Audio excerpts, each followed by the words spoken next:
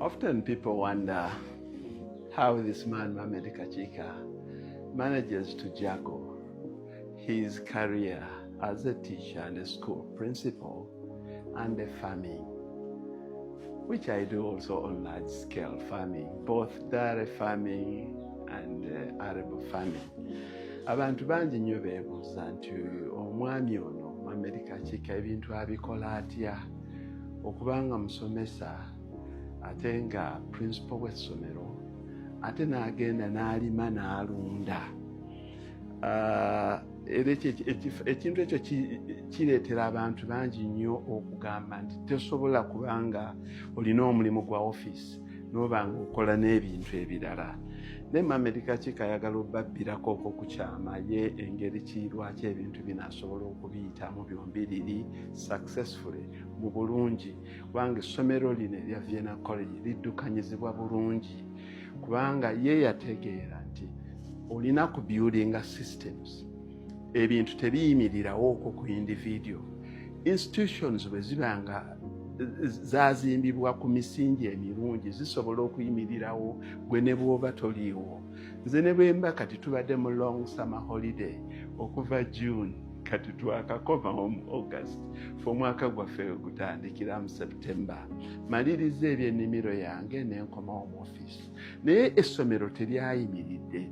Era ne bwe mba mu mbeera zonna essomero lisigala likyatambula kuba lirina systems. Systems kiri nti si muntu omu yasalawo oba yakola buli kintu. Nze nina ba deputies, nina ba heads of department, ate buli muntu at his level. Ne head wa security mu ssomero lino bw'aba asazeewo nti ono tajja kuyingira, nze siyinza kumukkiriza kuyingira, kubanga omuntu oyo ali empowered okukola ky'ateekeddwa okukola.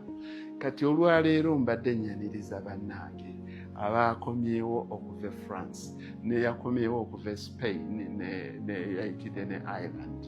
Kati abantu bano bw'ogamba nti olina systems zeeteekawo bwetesi mu mpapula. Buli institution yonna erina systems ente ziri mu fayiro ziba mu fayiro bwe ziti nga ziri mu zifayiro, naye nga implementation teriiwo. Mateeka mu ebiri nti omuntu ajja kukola nga kino na kino. Naye bambi abantu bano nga tebaweebwa bukugu obwo, tebaweebwa na chance kukola kye bateekeddwa kukola. Mohamed Kachika nze nkikola a little bit different. Nti togoba muntu nga tonaba mu traininga, oba tolagira muntu mulimu nga tonaba mu traininga. Kati laba bano abantu bava Bufalansa, abantu basatu tebaabuliddeyo. Abantu mulina endowooza nti bwe ŋŋenda e Bulaaya nze nga nkomawo kuno nga nkolayo ki. Ffe tusiiba buli mwaka. Omwaka ndowooza gugwerako nga tusindisa abantu okugenda okusoma wabweru abasukka mu 30. Ono omwami Amonyo abadde Barcelona nje yakava kati abadde Spain. Before that yali Ireland. The other time yali Hungary. N'abalala bonna bwe bali. Naye tebaliiwo nti batambula butambuzi. Bagenda kutusakira enkola y'ebintu ennuŋŋamu.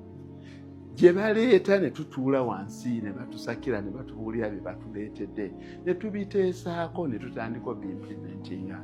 So ndowooza olwaleero bannange mutegedde. Bw'obanga omuntu wa musomesa amanye oba akola omulimu omulala gwonna, amanye nti bw'obanga oyagala okubeera free and to succeed, omanyanga okwawulamu emirimu ng'ogiwa buli muntu ateekeddwa. Nze sikola kintu siwa mwana kifo mu ssomero ng'akakiiko aka admissions tekamaze kumwekenneenya. Nze sisalawo ku kintu kyonna nti ono omwana agobwe nga akakiiko akakwatisa empisa tekannaba kwetegereza fayiro eyo. Nze sisiwa muntu mulimu wano. Okujjako recruitment aba process eyo okuva ku head of department ne deputy head pastoral and administration nga bamaze okwetegereza nze bajja ewange luvannyuma. Kyova mulaba nga nina time eyo ekola ebintu byange ebirala bingi. Naye totumanga muntu mulimu nga tomuwadde bikozesebwa. Ebimu ku bikozesebwa ebyo kwe kumutraininga, okumusomesa. Ate n'ekisingirako ddala bw'omala okumusomesa n'omuwa amaanyi n'obuyinza obwo nti ddala yali in charge nze bandeetera wano nti kati tugenda kuwa bano emirimu ono ne mbabuuzaamu naye ate siyinza gamba nti nze ndeesa ate omuntu omulala owange.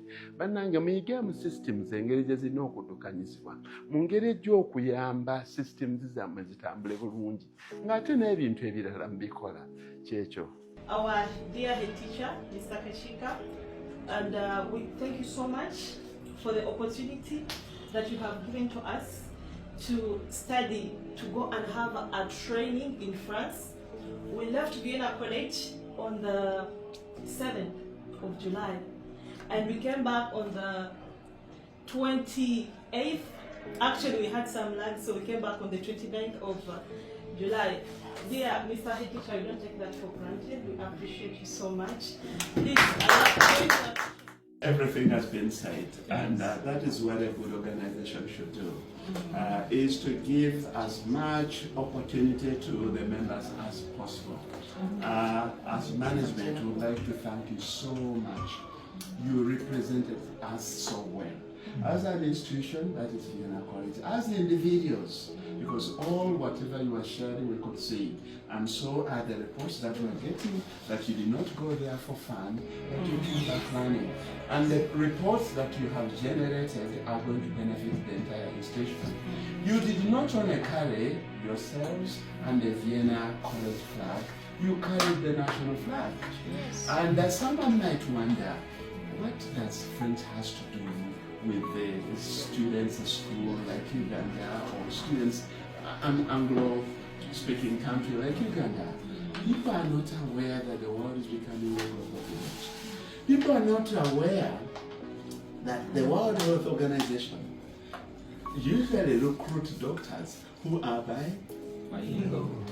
People are not aware that the Foreign Service, not only for government, but business, I think French is a very good language in carrying out commercial activities.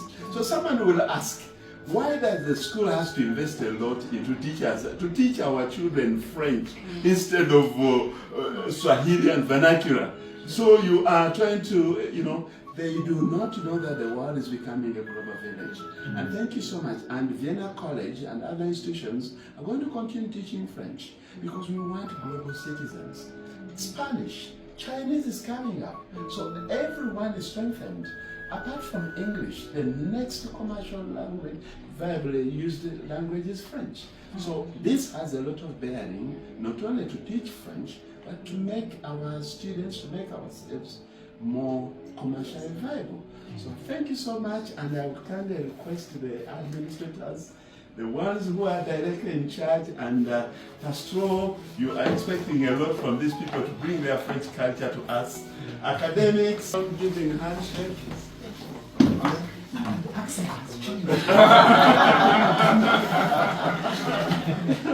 Congratulations.